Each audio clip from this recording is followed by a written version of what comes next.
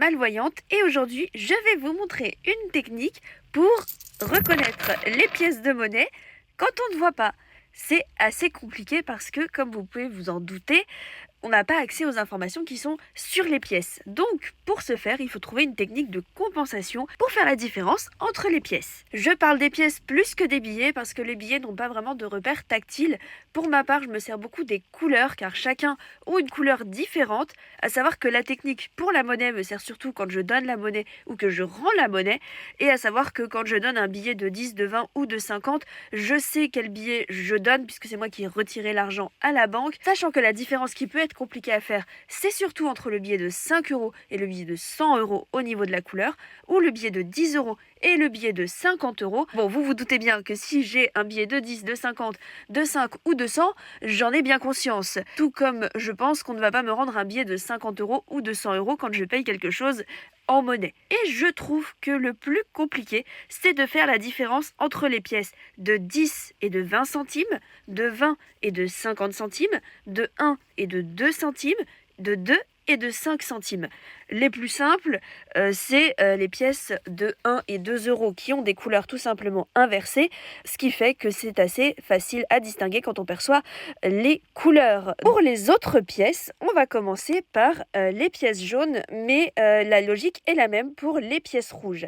Donc, vous avez vos 3 pièces, et bien, tout simplement, comme je n'ai pas accès aux informations qui sont ici ou de l'autre côté de la pièce, je vais me servir des informations qui sont sur la tranche de la pièce. Je ne sais pas si vous allez voir à la caméra, mais voilà, vous voyez ici, là, on le sent sous le doigt, les tranches des pièces de 50 centimes et celles de 10 centimes sont faites avec plein de petites entailles successives. Alors, je ne sais pas si on va bien à la caméra. Donc, je ne sais pas si vous voyez, mais on sent sous le doigt que les tranches des pièces de 50 et de 10 sont identiques, mais les diamètres sont facilement distinguables entre deux.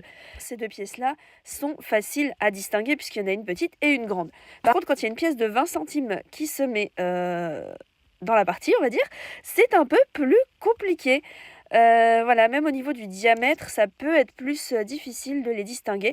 Mais on va regarder ensemble donc la tranche de la pièce de 20 centimes qui est différente puisque, comme vous pouvez le voir à l'écran, les entailles sont beaucoup plus espacées. Ça, on le sent aussi sous le doigt. Si vous passez votre doigt comme ça sur la pièce, vous sentez tout simplement que ce n'est pas la même chose. Donc, il suffit d'identifier les différentes tranches de pièces finalement. Donc il faut retenir que les 50 sont comme ça, les 20 sont comme ça et les 10 sont comme ça. Et on arrive à s'en sortir. Si on regarde du côté des pièces rouges, c'est exactement la même chose. Et vous me direz comment tu sais que c'est une pièce rouge et pas une pièce jaune? Tout simplement parce que les différentes tranches ne sont pas faites de la même façon. Donc vous pouvez voir ici, si la mise au point veut bien se faire correctement. En plus, je vois pas si c'est flou sur mon écran de téléphone ou non, donc j'espère que ça ira.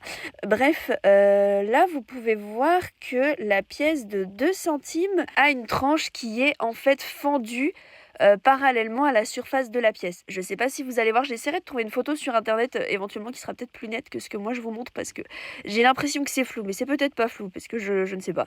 Donc j'avoue que depuis que je connais cette technique, c'est beaucoup plus facile pour moi de rendre, mais surtout de vérifier quand on me rend la monnaie, même si le plus simple si vous travaillez dans le commerce, c'est d'énoncer le montant que vous rendez éventuellement en donnant les pièces. Par exemple, si vous rendez 5 euros 10, vous pouvez donner le billet de 5 en disant 5 euros et ensuite mettre la pièce de 10, et 10 centimes. Il y a des gens qui le font automatiquement, mais d'autres non. Mais ça peut être une bonne façon de faire. Pour ma part, j'avoue que même avec cette technique qui est très pratique et qui me dépanne beaucoup, je continue essentiellement à payer par carte parce que finalement c'est le plus simple, surtout que je paye avec mon téléphone, donc j'ai la notification en direct pour voir si le bon montant a été prélevé car je n'ai pas accès aux informations sur les tickets papier.